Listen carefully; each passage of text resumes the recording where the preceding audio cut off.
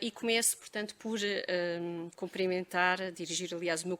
cumprimento ao excelentíssimo Sr. Presidente da Academia de Marinha, Almirante Francisco Vidal Abreu, excelentíssimo Sr. Vice-Presidente da classe de História Marítima, excelentíssimo Sr. Vice-Presidente da classe das Artes, Letras e Ciências e restantes membros do Conselho Académico, excelentíssimos senhores académicos, excelentíssimos senhores. O estudo que ora se apresenta incide sobre o enlace de Dona Ana Dória, princesa de Melfi, com Dom Jorge de Lencastre, duque de Torres Novas, em Setúbal, no ano de 1618, a partir de uma fonte manuscrita, quase ignorada, mas não totalmente, de João Batista Lavanha, cronista-mor e cosmógrafo ao serviço dos Habsburgo.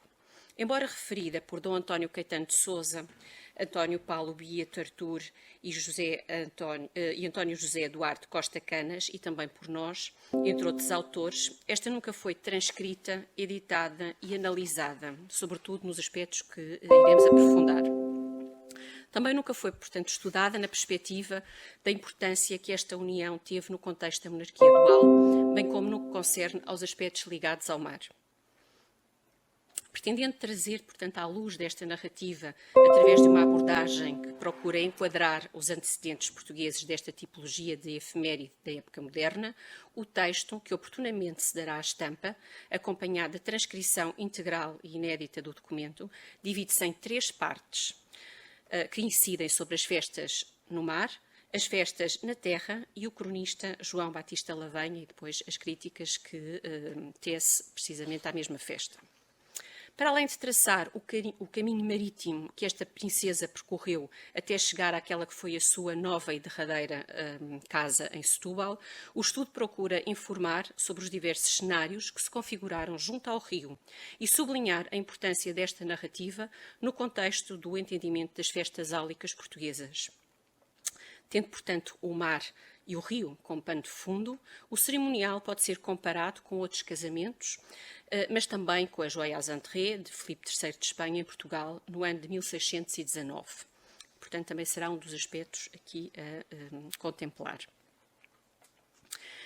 A importância que os aparatos marítimos têm nos cerimoniais áulicos deve ser equacionada na análise destas festas, particularmente por servir de modelo a seguir. Assim, nunca é demais recordar alguns dos patrimónios ocorridos em Portugal. A importância que os aparatos marítimos têm nos cerimoniais áulicos deve ser equacionada na análise destas festas, particularmente por servir de modelo a seguir. Assim, nunca é demais recordar alguns dos matrimónios ocorridos em Portugal. O da infanta Dona Leonor, filha de Dom Duarte, com Frederico III, imperador do Sacro Império Romano-Germânico, em 1451, é um dos primeiros. Nessa data, sabemos que essa princesa se deslocou num aparatoso cortejo até ao cais da Ribeira de Lisboa, onde se havia fabricado uma magnífica ponte, e embarcou na luxuosa carraca Dória, mandada vir de Itália. Esse evento mobilizou cerca de 3.000 pessoas, que se distribuíram no Tejo por 2 carracas, 5 ou 6 naus, 2 caravelas e 8 barcas. No casamento da infanta Dona Beatriz, com Carlos III, duque de Saboia, o rio foi novamente palco para essa tipologia de celebração. A partida da infanta deu origem ao engalanamento de batéis, naus, galés, galeões e caravelas da Armada, bem como à faustosa decoração da embarcação, onde seguiu toda a família real e respectiva comitiva, com toldos de brocado veludo, alcatifas, bandeiras, estandartes de damasco, carmesim e branco. O cortejo foi ainda acompanhado de uma forte componente musical, como aliás era hábito, onde se evidenciaram os sons das muitas charamelas e trombetas. Também a entrada de Dona Joana da Áustria, filha de Carlos V, para se unir em 1552 ao príncipe João Manuel, foi significativa no que refere ao Tejo como cenário para as comemorações. Foi lançado fogo de artifício das naus que se encontravam no rio e, para além, portanto, desse aparato, muitas das embarcações somavam-se à presença de fustas, batéis e caravelas que faziam muitos outros jogos e invenções e que ostentavam toldos e outras armações igualmente revestidos de brocados, sedas e vistosas bandeiras. Iam na principal embarcação os monarcas e os nobres e em outra de menor aparato os oficiais da cidade. Todas tinham decorações alusivas a Lisboa, como bandeiras com as representações da nau e do corvo e outros acessórios. Contaram-se nesse ato mais de 600 caravelas. E, apesar de não termos conseguido localizar relatos que comprovassem a partida de Lisboa da infanta Dona Maria em 1565, a quando do seu casamento com Alexandre Farnésio, duque de Parma, ter-se-á certamente realizado com a pompa marítima que a circunstância também exigia. E temos ainda a esperança de conseguir localizar algumas referências nesse sentido. Desconhecendo ainda,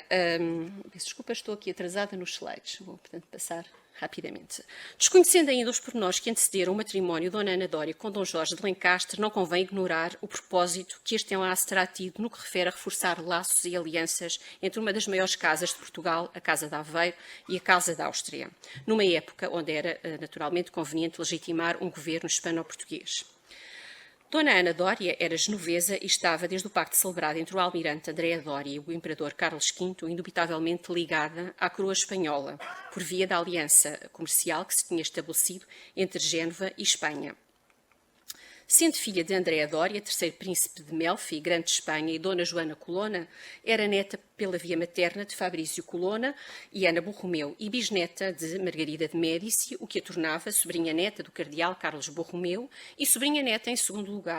grau do Papa Pio IV. Pela via paterna,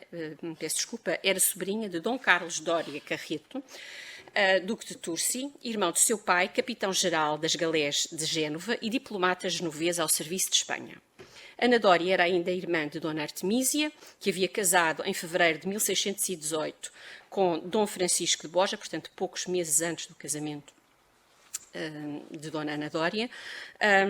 portanto, oitavo duque de Gândia, à semelhança do que já havia acontecido com a sua tia, também ela do mesmo nome, Artemísia, casada com o sétimo duque do mesmo título.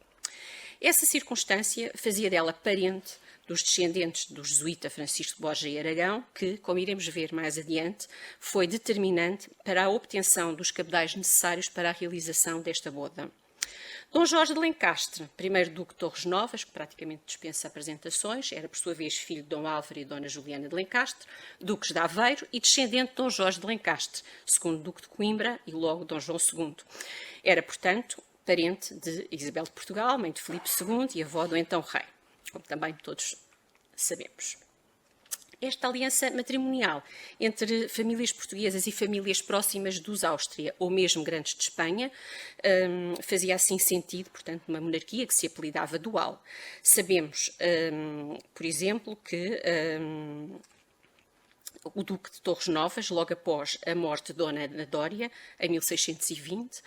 volta a casar com uma espanhola, neste caso Dona Ana Maria de Cardenas e Manrique de Lara, quarta filha do Marquês de Relches e quinta duquesa de Nájera. Podemos, portanto, confirmar, a partir também deste dado, a ideia de que se firmaram laços entre portugueses e espanhóis, ou indivíduos de outras nações próximas da coroa espanhola, e, portanto, que isso foi uma prática comum no contexto desta geração da Casa de Aveiro. Quanto aos pormenores do ajuste da união em estudo, sabemos que foi contratualizado um dote, a que seguia um alvará, no qual o rei supriu os defeitos do anterior contrato. As capitulações matrimoniais ocorreram a 2 de fevereiro de 1617 em Madrid, no Paço de Sua Majestade, estando presentes os duques de Lerma e Oseta, na qualidade de procuradores do duque de Torres Novas, e sabemos ainda que o dote foi de 40.000 cruzados. Dona Ana Dória foi, à data descrita, portanto, numa fonte coeva, como sendo de estatura alta, muito bem tirada, direita, rosto branco, feições antes miúdas que grandes, olhos verdes, cabelos de ouro. Outra fonte indica que era de aspecto grave, mas alegre, revestida de brio romano, mas com grande agrado. E Dom Jorge de Lencastre é caracterizado como sendo muito pio e devoto, tinha particular devoção pelo Santíssimo Sacramento e servia na Irmandade da Misericórdia de Setúbal. E era também muito inclinado à caça, que seguia com excesso.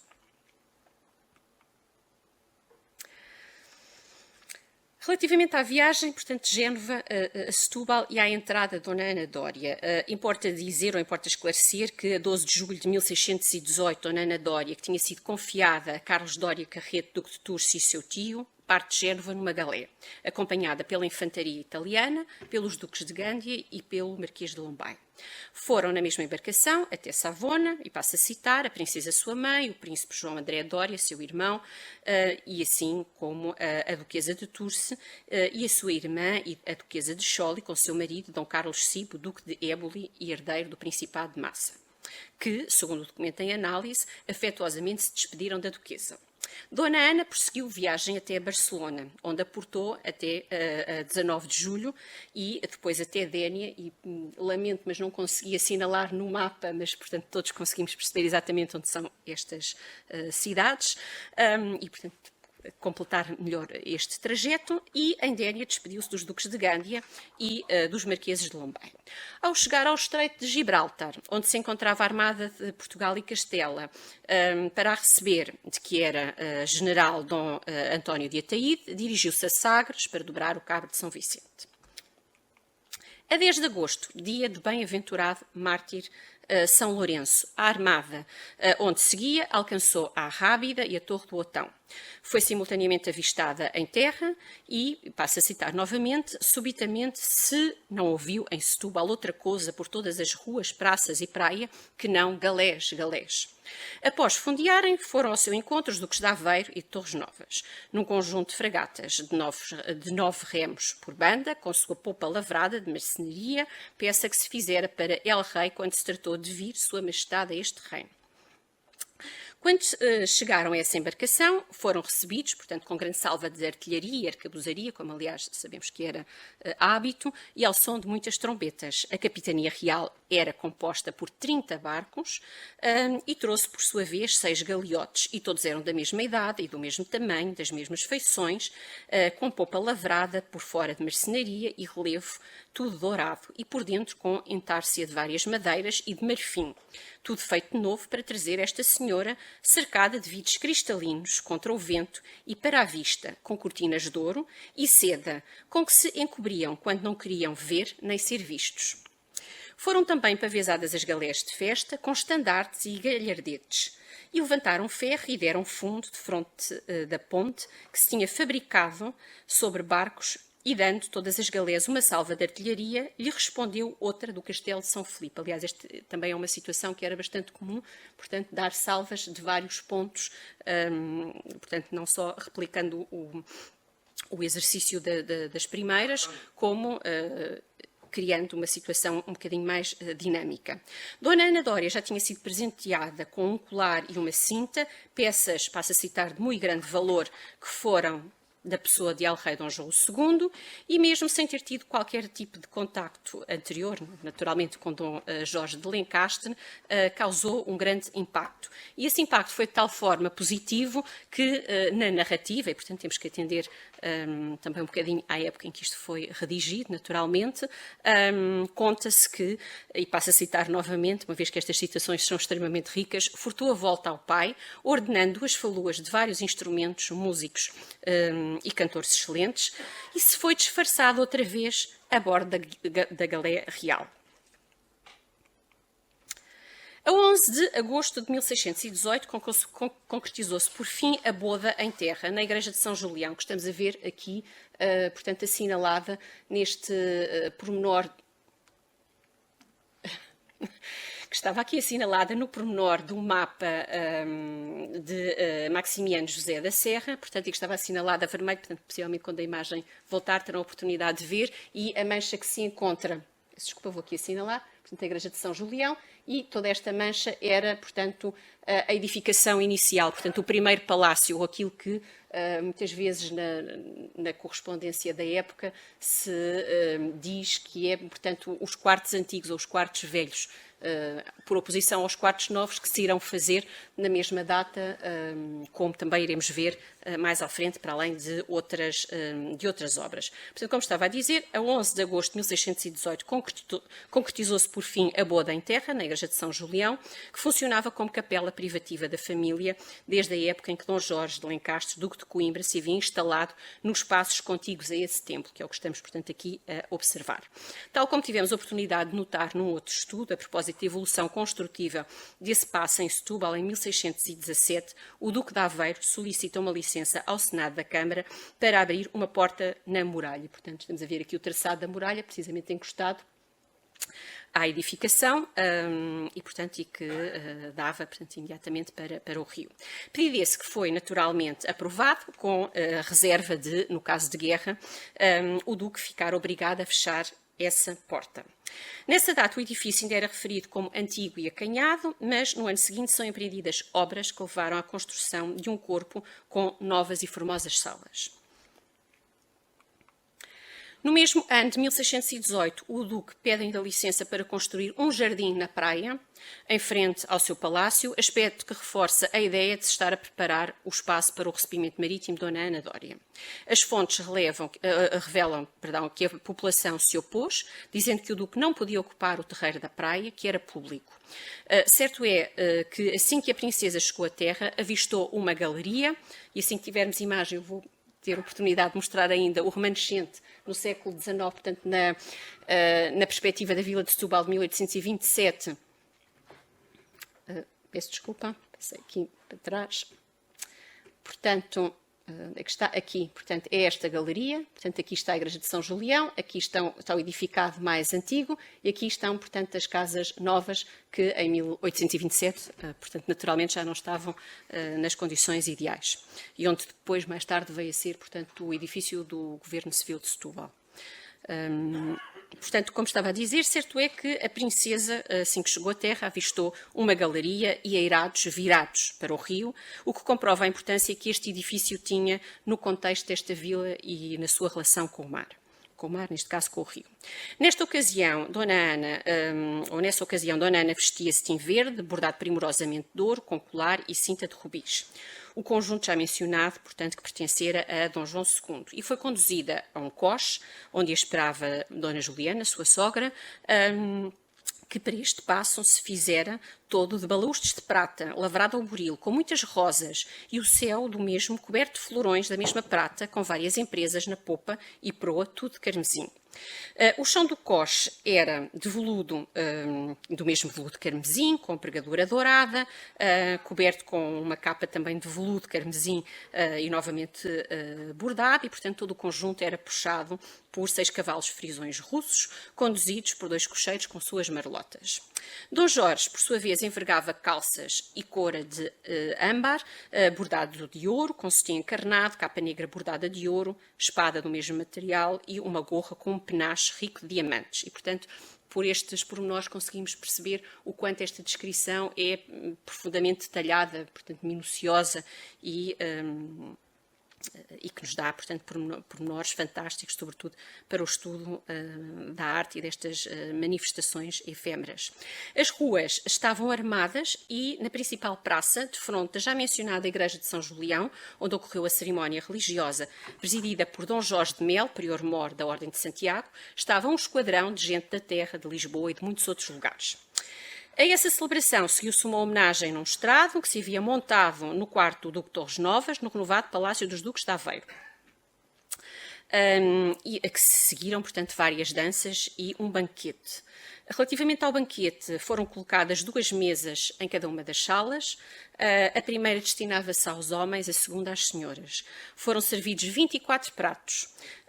assistidos por um trinchante, 4 manteeiros ricamente vestidos de ouro e negro, mestres salas com suas toalhas nos ombros, porteiros de cana e maceiros, o rei de armas com um escudeiro em corpo, vários copeiros e cozinheiros. A casa estava cheia de fidalgos, gente nobre, naturais da terra e forasteiros, e a guarda dos tudescos, tão característica também da casa de Aveiro, como sabemos tinha espaço próprio, não só nas casas de Setúbal, mas também na quinta de Azeitão, e ainda não cheguei, portanto, aqui ao Palácio da Esperança, mas certamente também teriam um espaço próprio nesse local. As casas da vila, peço desculpa, eu acho que não estou... As casas da vila foram também aparelhadas com armações de tela e seda, com seus leites e cortinas de damasco novos franjados de ouro. para acomodar toda a comitiva. O arranjo do quarto, destinado ao Duque de Tursi, decorado com um dossel de brocado,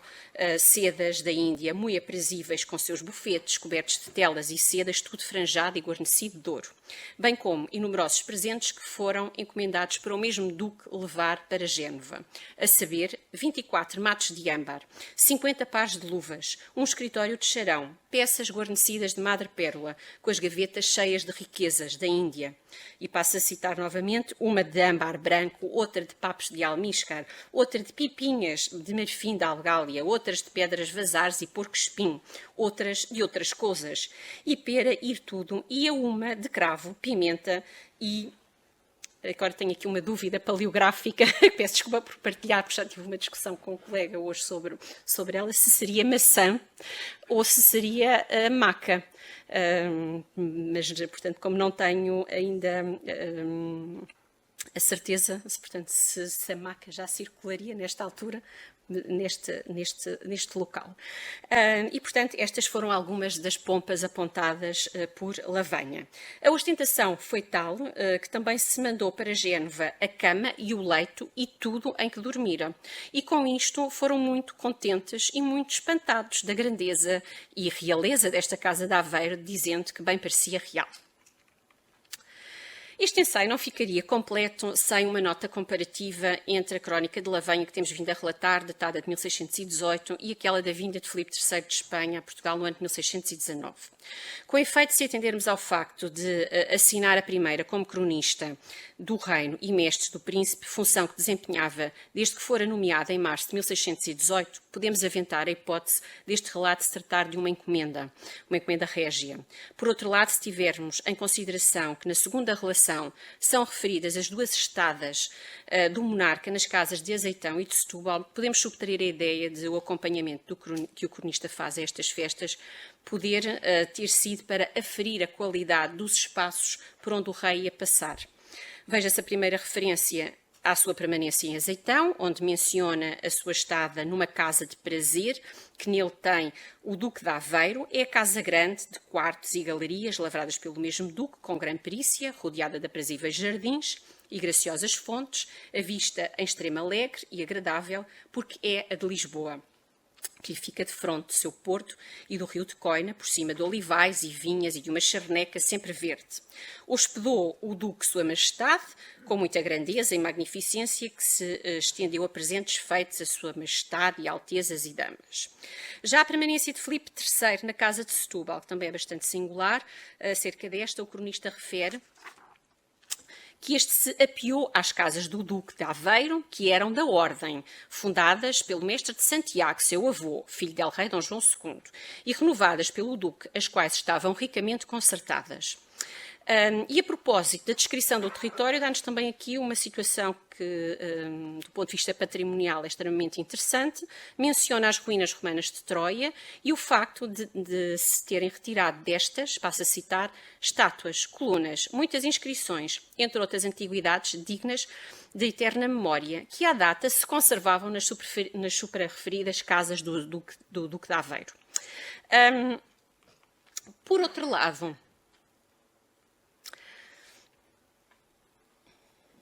aqui uma desformatação. Por outro lado, importa ainda sublinhar que nas festas do casamento, ao contrário do que ocorreu na entrada régia, Lavanha permitiu-se criticar as grandes despesas feitas pelo Duque de Aveiro.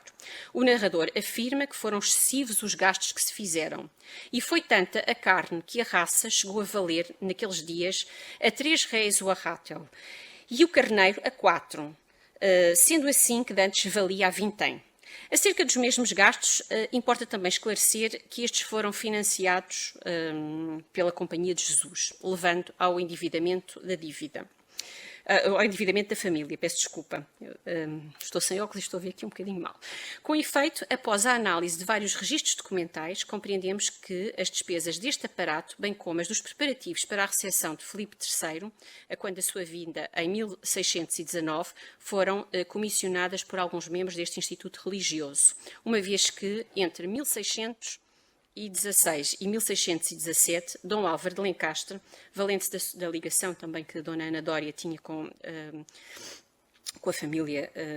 de Francisco de Borja, solicita a alguns padres, a Francisco Pereira, provincial, a Cristóvão de Gouveia e Diogo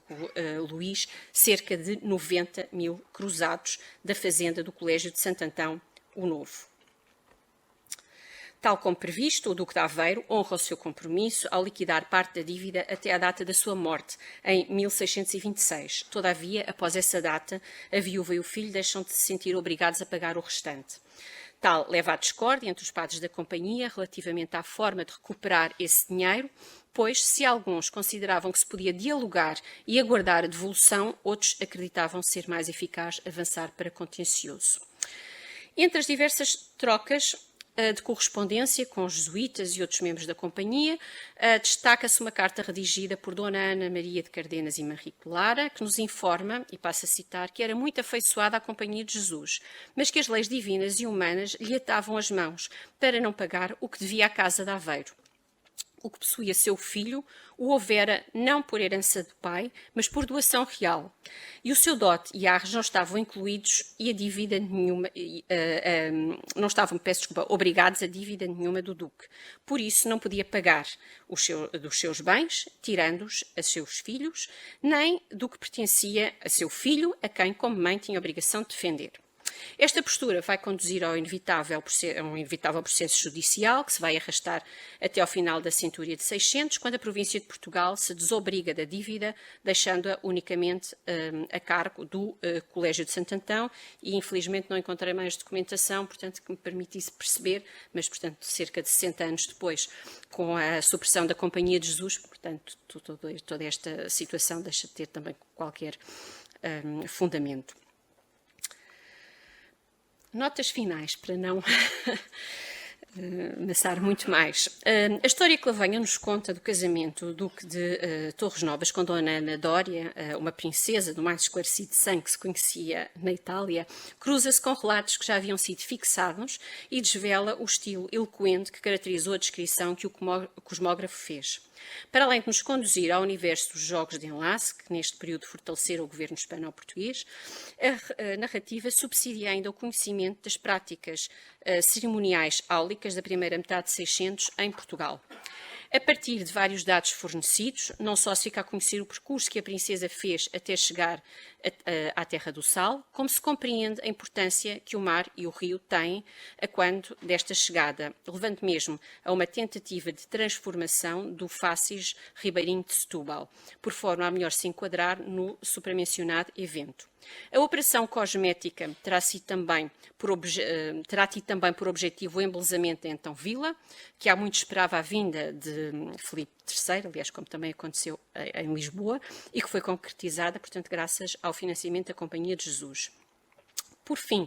torna-se importante entender este documento como mais um ensaio para uma grande narrativa, a narrativa, portanto, da vinda desse monarca a Portugal, bem como um possível pretexto para o reconhecimento dos espaços que este iria pisar. E embora não tenha sido, como sabemos, o principal palco da Joyeux Entrées, foi, indubitavelmente, aquele que a sobrinha neta de Carlos Borromeu e sobrinha neta em segundo grau do Papa Pio IV pisou, bem como o capitão-geral das galés de Génova, insigne diplomata genovês ao serviço de Espanha, e acerca da qual também poderíamos estar aqui ainda a tecer muitas outras considerações e muitas outras anotações, após, portanto, uma jornada marítima empreendida na República Genovesa e que terminou num, como sabemos, dos portos estratégicos da Casa da Áustria. Muito obrigada.